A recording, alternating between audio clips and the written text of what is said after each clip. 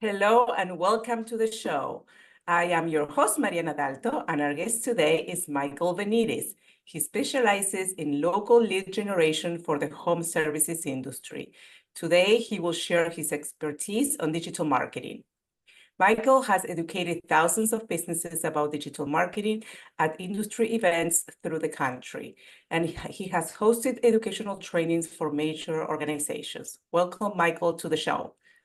Hey, Mariana, thank you so much for having me. I I'm appreciate it. so excited to have you on the show. I know you have so much to share about digital marketing, and I love this topic. So this is one of my favorite shows.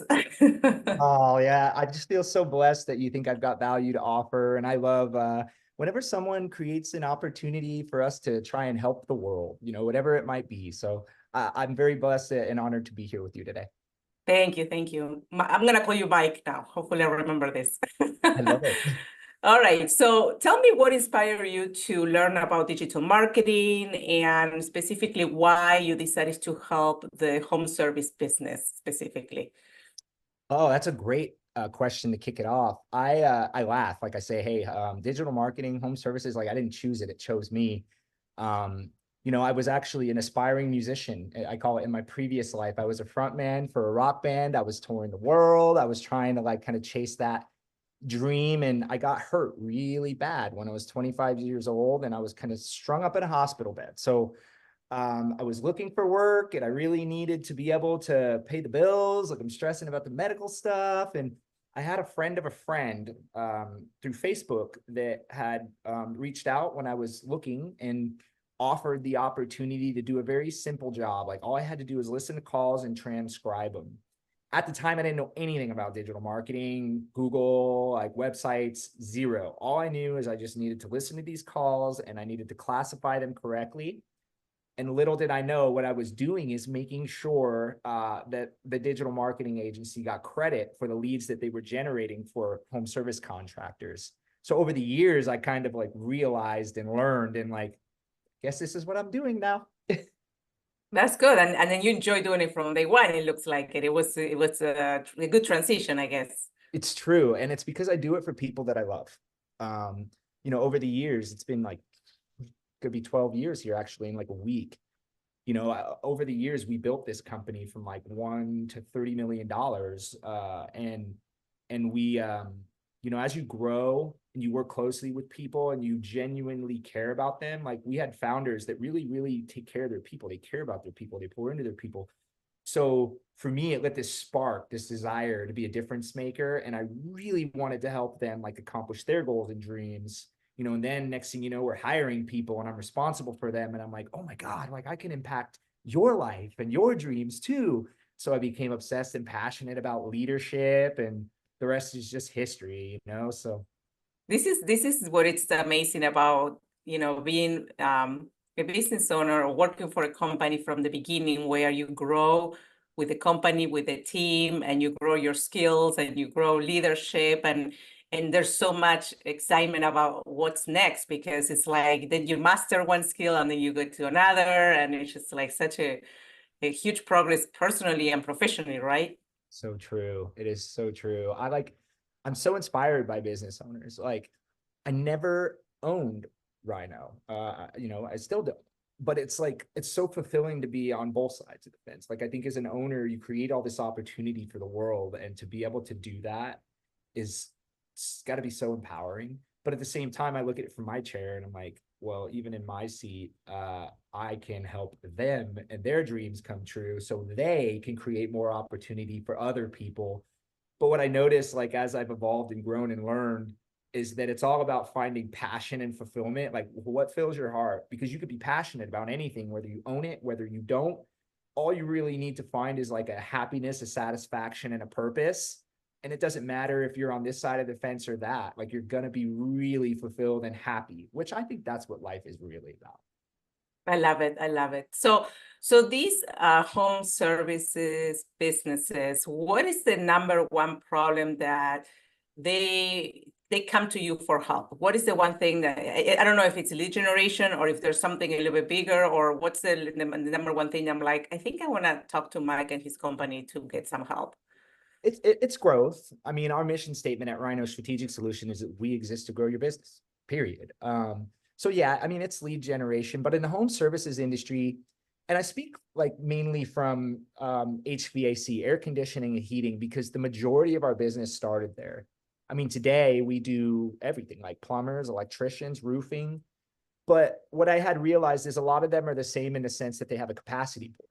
You know, like they really need to get enough at bats and get enough work on the board to be able to survive. You know, even their models and how they pay employees, you know, and how they keep them satisfied. It's all about demand, how much work is on the table.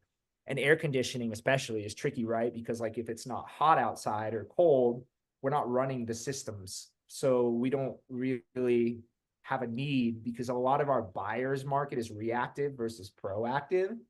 Right. So I think there's a lot of strategy and elements that go into that. But to make a long story short, yeah, it's all lead generation. And I'll usually tell people, if you don't know somebody, what do you do? And they all say, well, I Google it. And I'm like, that's why you need us. That's so true. That's so true. So can you share some of those strategies for lead generation for those maybe that in the beginning when they have maybe no budget, a very low marketing budget, to see what is it that they can do to grow their business? For sure. You know, when you don't have a marketing budget, I'm a very big advocate for GBP, Google Business Profiles. See, in the contracting space and home services, they're all location-based businesses. So I think Maps is essential. I think that one, it's free, right? And what I love that Google is doing is like there's what we'll call it like a trust-based integrity system, right? Like the way that the rankings work in Maps, you can kind of try to game it, but like Maps was built as a directions platform. So the proximity of like where the consumer is versus the business, I think it keeps some of like the suggestions ethical, realistic. So for you to just set up a profile and just manage it, it should naturally generate some leads and some opportunities to bring in the revenue, you know. And then like as you continue to do traditional word of mouth, great customer service, all the hard things you do when you start off, you know, I think you start to gain that momentum. And the goal is that you're eventually going to generate enough, right, to be able to afford a marketing budget. And I think another big one in the home services that I'm like, it's kind of like an extension of Maps. See, Google Maps is free, it's SEO. So if you can really do that one well, I think local service ads, it's you know, another channel that you can do on Google that I like, because you only pay for the lead. It's not like pay-per-click where you pay for the click. So I think it's great because it integrates, it ties into your Maps platform. And that's more of I think a model for a contractor that's just entering the space and maybe can't just be very bold and risky, like throwing dollars all into paid advertising. I think it's a good platform to just slowly start to get comfortable. You know, What is the name of that one? LSA, local service ads. Oh, okay. Okay. Yeah, I didn't know about that one. So I knew the pay-per-click, which is it's expensive if people click, but they don't really. Okay. And are people aware of the local service ads, or this is something very new that when they work with you, they're like, what? I didn't know No, about I it. mean, in our industry, it's been around long enough now that it's very common. It's just because it's local service ads, Google really only showcases it and advertises it for, you know, certain types of businesses that are in lead gen. I mean, attorneys would be like, you know, I think another example that they started doing it for, I believe. But, you know, there's a couple of different like things that they offer as well, where it's an opportunity, but it's completely normal for some people in certain spaces to not be aware of what it is. Okay. And then do you recommend content marketing, and what role does it play for lead generation for companies that they have low budget or no budget? Yeah, I believe in that dramatically. I do believe that content is king still. You know, I think there's a lot of opinions and theories about the importance of content. And the model that we believe in, I think like a lot of the topic that's happening now is whether or not you still are going to organically write your content, or if you're going to leverage AI, and what is the risk that is associated, like from a search engine optimization standpoint. You know, and when you've got other people's businesses in your hands, we genuinely care. It's one of our core values. So we still continue to operate on it. Like, we're going to generate our own content model versus using AI to just spit it out.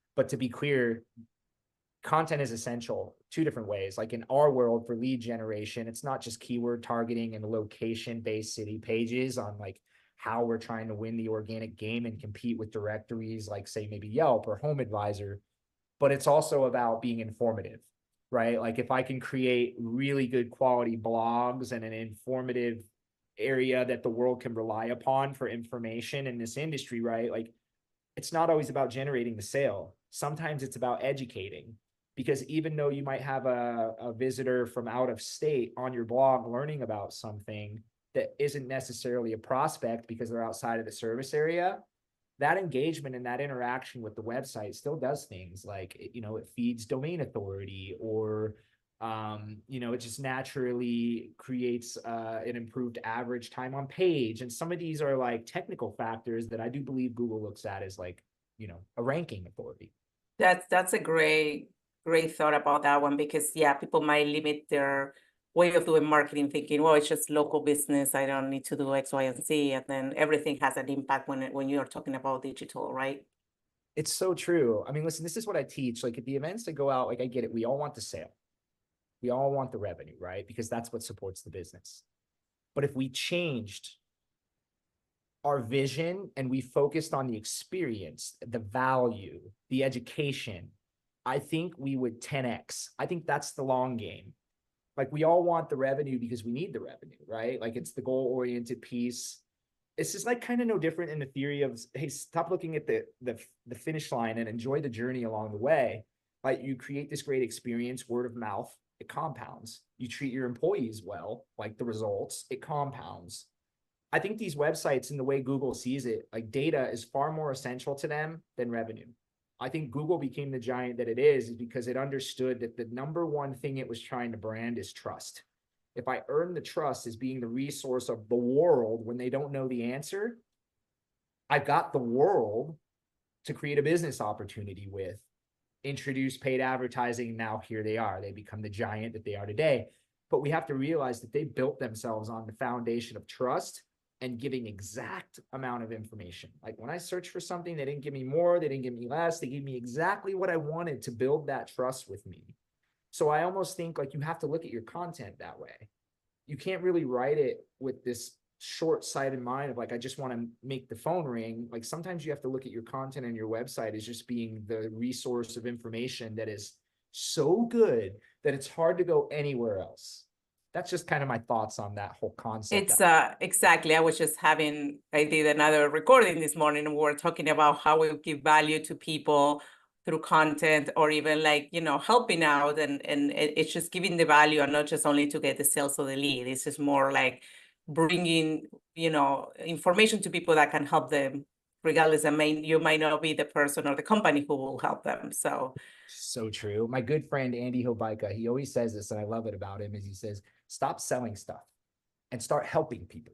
The minute you That's do right. that, you're going to realize that even the sales process is going to naturally just gain momentum, and it just works out. Do things for the right reasons.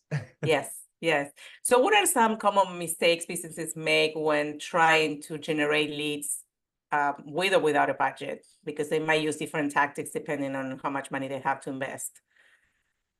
Well, I think it depends like what channels you're talking about. I mean, some things that naturally come to mind on the content side organically. Or Sometimes, they use YouTube, right? Or no?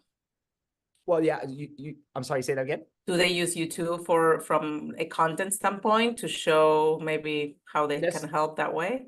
Hey, that's a good call out. Like that could be an example of an oversight. Like I'll see on the SEO, the organic side, building websites, like I'll see companies use Vimeo or their hardcore videos into websites when embedding a YouTube video in is going to be far more valuable, right? Google owns YouTube. They probably would rather showcase YouTube videos. Plus having like YouTube embedded into these sites does it increase the page quality. Like if I'm looking at the top 3 rankings in SEO and I pull those pages up and I match them side by side and all top 3 don't have video, like I have an easy opportunity to maybe create something, put something in there that's going to help me compete with those top 3 ranked pages. So I think that that's a great call out to your point. Other things that I think are huge. There's an event called Service World Expo at the end of this year that I'll be teaching at, and it's all about online reputation management. I think a common oversight that a lot of the contractors make on the maps listing is they don't respond to the reviews with the correct strategy. I believe in keyword targeting does work. I also believe that there is a strategy and a tactic to how you handle one-star reviews, to where you could actually turn it into an advantage and maybe even a potential sales opportunity. I think there's also some opportunity on the paid side. Like in the PPC world, I think sometimes we commonly overlook some of the industry gap, is what I call it. I'll give you the perfect example. We had our garage door damaged yesterday. And as I was working with the company that has to replace it, we were just sitting in the doorway talking about the buying experience. And what I had noticed when I chose my garage doors, I'm like, hey, I'm in this neighborhood. The homes are from, the late 80s. There's no HOA. And when you start looking around the neighborhood, you're like, well, even though I want this super fancy, cool, nice, high-end, modern garage door, everybody else in the neighborhood doesn't have that. So that obviously really just kind of limited probably the buying potential for that garage door company in this area. So PPC companies like, hey, are you understanding the neighborhoods, the ages, what the common product is on the home? Because you probably shouldn't be spending as much click dollars in a neighborhood that's generating or the home value is this much versus, this area of the city where the value is this much because you can get a bigger ticket. So I think that's the problem is like marketing agencies, they just focus on trying to generate the ads. But a niche, like a home service-based company like Rhino, like we've done the work. We've tried so hard to understand the consumer, the industry, how people think and buy, so that you could look for those opportunities in paid channels where you have all this potential strategy and you can maximize the value and get the clients a better return on their investment. So these are just different examples of where I think like you have some oversights and you have some opportunity and how there's really so much that can be done in each of the different channels that Google offers to help you grow your business. Interesting. I didn't know that. And so they will think about Google Business Profile, the maps is important. Reviews are important. Using systems to manage the review system is important. And then what about the connection on social media? Because people might do a lot of content marketing and people might connect to them through social media, to comments. What's the best way for this industry or even overall for other business owners to manage the social media platforms and the algorithm, and what's the play there? Because it's just so, and it changes all the time. So, the way I teach this is it's just a different store. So I'll use an analogy here, Mariana. It's like, if I want to shop for like football equipment, I go to a sports store, retail store, right? Like if I'm shopping for groceries, I might go to like a Safeway over here, or Fry's, what we have here in Arizona. Like each of these brands have really created a reputation of like, go here for this or that. So take that thought process for a moment. Google won the brand of trust, but what did the different social media platforms win? What demographic is using TikTok versus Instagram versus Facebook? What is your demographic? That's probably how you should look at your channels. Are we looking 10 years ahead for the 20-year-olds that are about to become our new demographic? Or are we looking in the now? Like, for the 40-year-olds on Facebook, putting myself out there, 37. Jokes aside, like in the social media world, I also think it's important to understand your buyer doesn't go to social media to buy. no. Now, in my world, it's going to get entertained.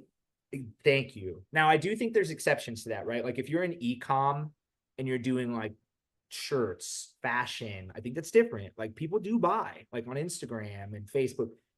For quick transactional small sales, I do think it's different.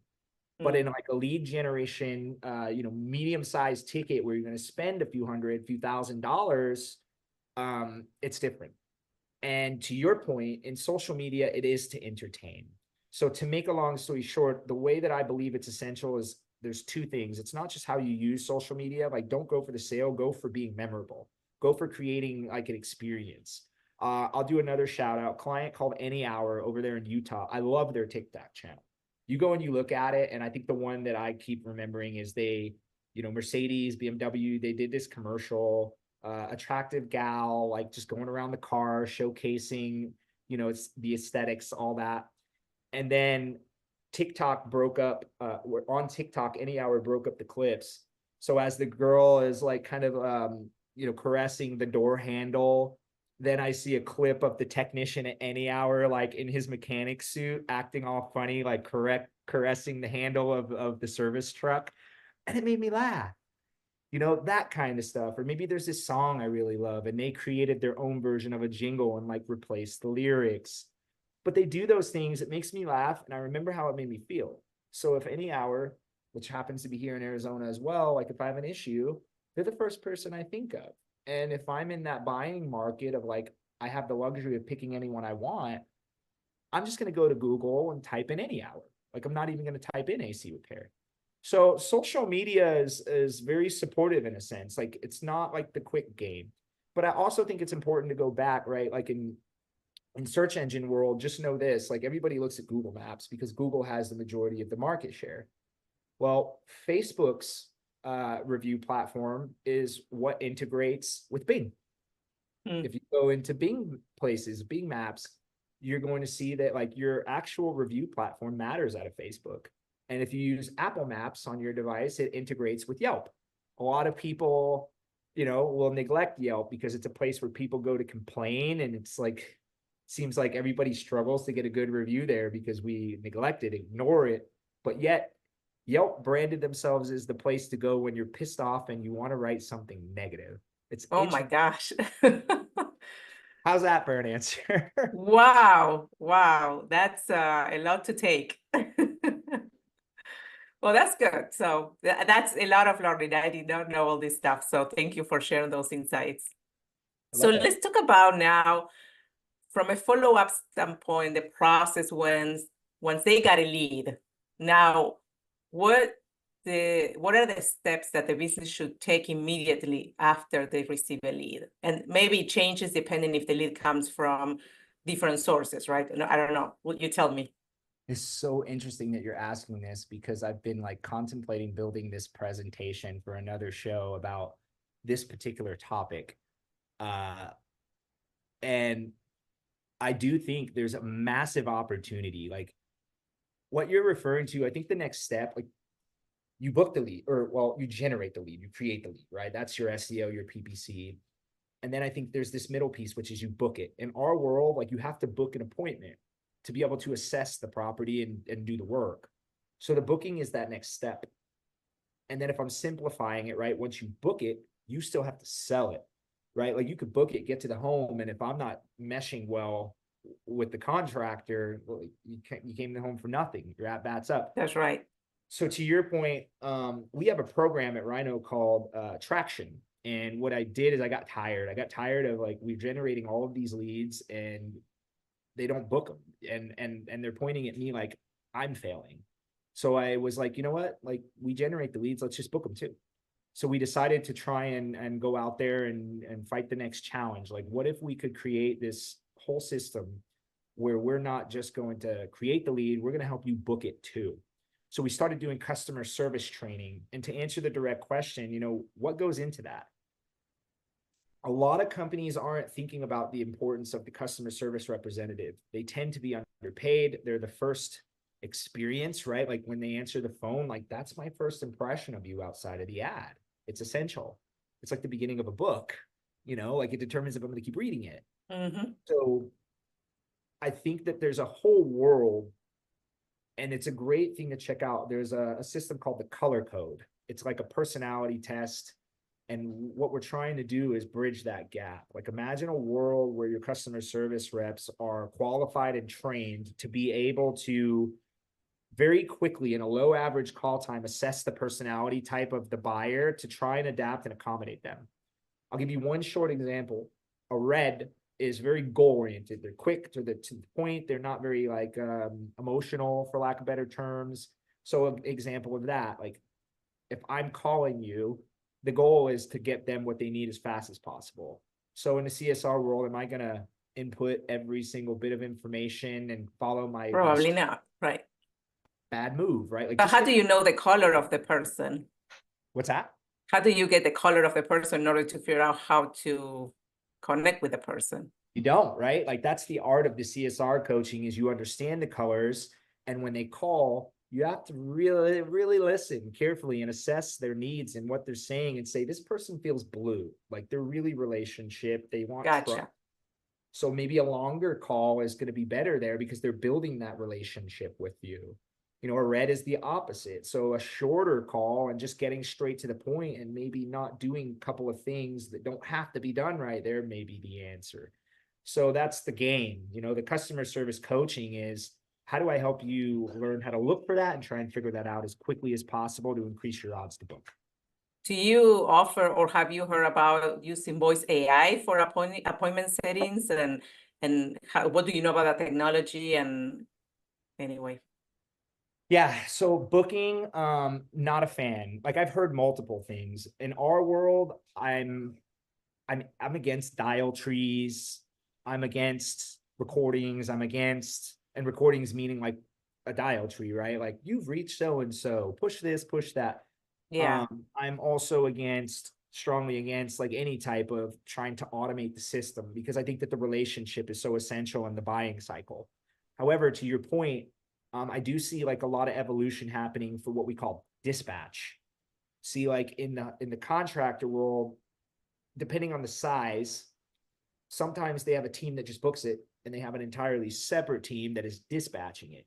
And their job is to really pair up the right field worker with the prospect to increase the odds of the sale happening once they get to the home. Now, there are a lot of intelligences that I'm hearing coming out. I'll throw some shout out to ProBook. It's a one that I've heard a lot about and I've got a lot of positive feedback. It's early to the game, like they're new, but it's crazy to me how much I'm hearing they're improving like the odds of getting the sale across the line and increasing the tickets because they put so much thought into pairing up the right people. Interesting. So maybe, I don't know if this is for the industry that you work for, but is there like automation tools that can help with follow-up processes that small business owners can leverage? And maybe it all depends on what your business is. So it might, I mean, I know you can use maybe some of them could be part of the CRM system, but it could be other tools that could help you get a little more organized on the follow-up. Because once you get the lead, you need to reply to that lead right away within 5 minutes, no more than 30 minutes. Like the sooner you get that lead, the sooner is the opportunity for you to really close them, get the appointment and close them, right? So do you have any suggestions or any information about tools that can be more automated? Totally. Absolutely. I'm all about supporting people that I respect, friends, people that I know are business owners out there trying to build their dreams. And I think they're really good people. So I'm going to throw love out for this one. The first company that comes to mind that describes what you're saying is a company in our world called Chirp. Ryan Fenn is a great man. And what he's trying to do is exactly what you say. And he's using an intelligence to try and automate a number of things. Like there's a number of different ways to use it, but it's almost like an if-then model. So I really respect what they're doing because the automation does help. Like while I'm a fan of buying genuinely and having relationships and really like leveraging your people, I do still think that the AI, the automation, some of these things that you're describing, like can be used to be very supportive and create like assistance. And that's what he's doing. Like it's when I go and I book through a scheduler or I reach out, like that instant follow-up text that's like following me along through the experience and tells me what's next. You know, the garage door company that I'm talking about, I like did that. And then I got a text right after they left and said, this is what's next. The renovation company I use, like there's a summary. The guy shows up, he did the work. He put in like what he completed, what's coming next. So all this to say, like, I'm a huge fan of it, and there are a lot of tools out there. Chirp is one that I really, really admire. We also have a great friend, Liftify. They've done a great thing on like helping people generate more reviews or manage those reviews, because your reputation is one of the most essential parts, right, of like your brand equity on the internet. Yeah, I agree. And for me, I mean, I'm a big believer automation saves you time, saves you like uh, like headaches from trying to get organize you on the day and what do you need to get done. And I think it's a mix of having the automation, but also have some personalization. You have to be also contacting those leads, talking to them. It's not just like having emails and text. Like it's gotta have some connection with a human being as well, like before you get to the appointment, I guess. Right, because it's how it makes you feel. You know what I mean? I think that's the best way to get it, is Yeah, how do yeah. you feel.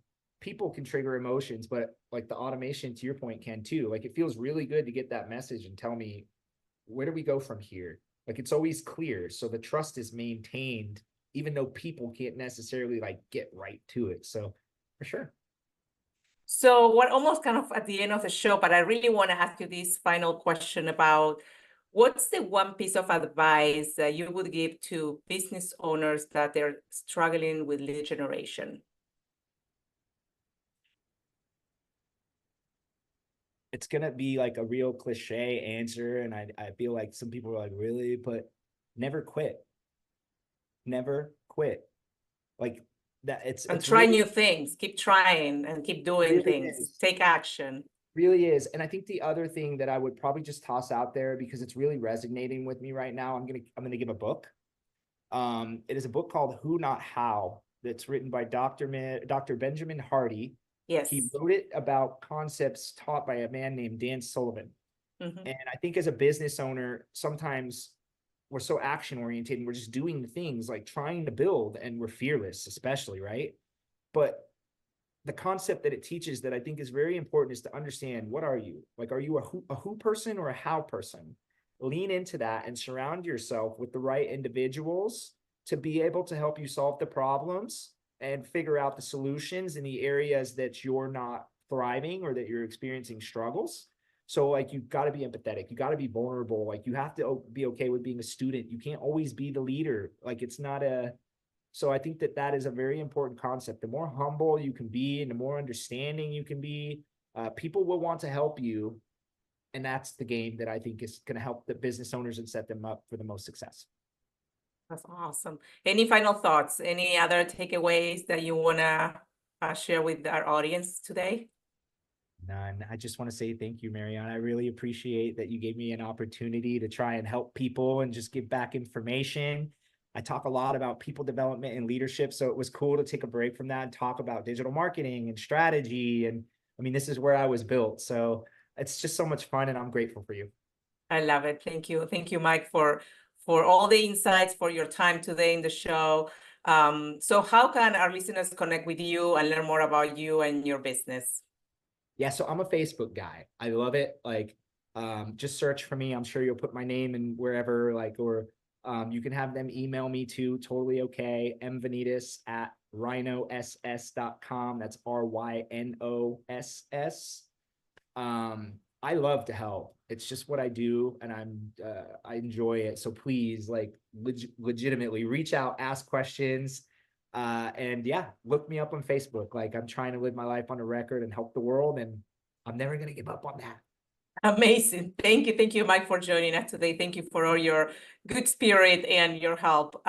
Thank you to our listeners also for tuning in. We will add Mike's information in the show notes for everyone to, if you want to reach out to him. And please do not forget to subscribe and leave a review if you enjoyed this episode. Thank you so much. See you next time. Thanks, Mike.